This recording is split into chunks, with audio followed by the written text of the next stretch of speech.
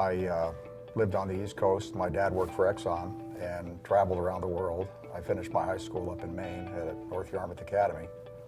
I enjoyed my time with my roommate up there, so we decided to go to the same school, and the only school we could get into for what I wanted to study and what he wanted to study was Arizona State University. It was an easy change for me because I had done a lot of travel and my roommate did too, so going from Maine to Arizona was not that difficult, and been here ever since. You know, starting out in Arizona, Phoenix was 300,000 people back in the 60s, and where it is growing today, I've been part of that growth and building a lot of the infrastructure, not only in Phoenix, but throughout Arizona and the Southwest. F&F stands for the original owners, Fourth, Neff and Fourth, but they all moved on or passed away, and a lot of people said, well, it's really friends and family. That's what a lot of people think F&F stands for. Grew the business, really worked in 4 states, Arizona, New Mexico, Nevada, California, and traveled where the work was at the time with our portable operations. There was one time, we were towards the late 90s, we figured we had paved on I-10, I-40, I-8 over 500 miles of those 3 interstates in those 3 states. We have added bridge building capabilities. Recently, we've gotten into contract mining. Well, I think a lot of the freeway that changed Arizona, or construction in general, would be the start of the 202 loop on the Far East Valley off of Highway 60. Can't remember the size of the job, $30–40 million, putting the bridges across US 60, but we had to put a detour in to be able to build the bridges over the existing US 60 to divert traffic as we constructed the bridges. And we had, I think it was 5 million yards of dirt to move from the north side of 60 to the south side. And we cut everybody in half. We were going to do the job in, I believe, 150 days. And everyone else was over 300. And of course, everybody said you can't do it.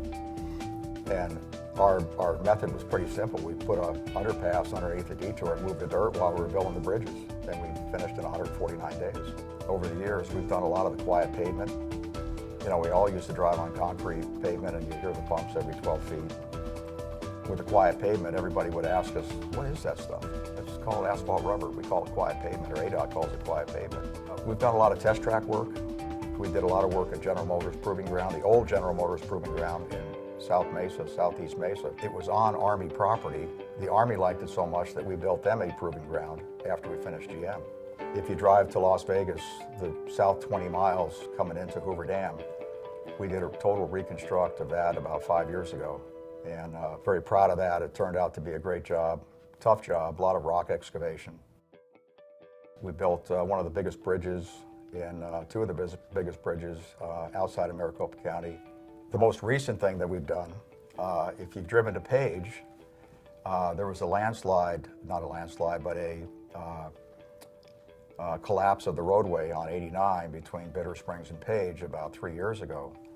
ADOT shut the road down and found a way to put a detour around that structure while they figured out how they were going to fix it.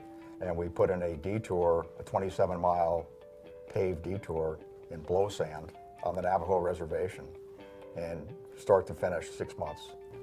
We've been a member of the National Asphalt Pavement Association, which has 2,100 paving contractors in the U.S., really in North America. And we won the national award for a job we did in northern Arizona. We're the only company to win, they call it the Sheldon G. Hayes Award, in California, Arizona, Nevada. There's been one contractor that won it in New Mexico where we worked years ago. So we're very proud of that. We try to maintain that quality in every job that we do. The whole company really shares the award. We got started on very humble beginnings, and we had a strong management team, and we've maintained that, and we've done a great job in growing the business and people recognizing who we are, what we've done. We have always been a company of employees that go where the work is. So when work gets slow in one state or one area, we can always pick up our kit of tools and go elsewhere, and we've done that very successfully. So I really commend all the people that have worked for F&F, and when I retire, you won't miss me. You guys will do great, probably better without me. So I'm looking forward to it, and I'm sure they are too.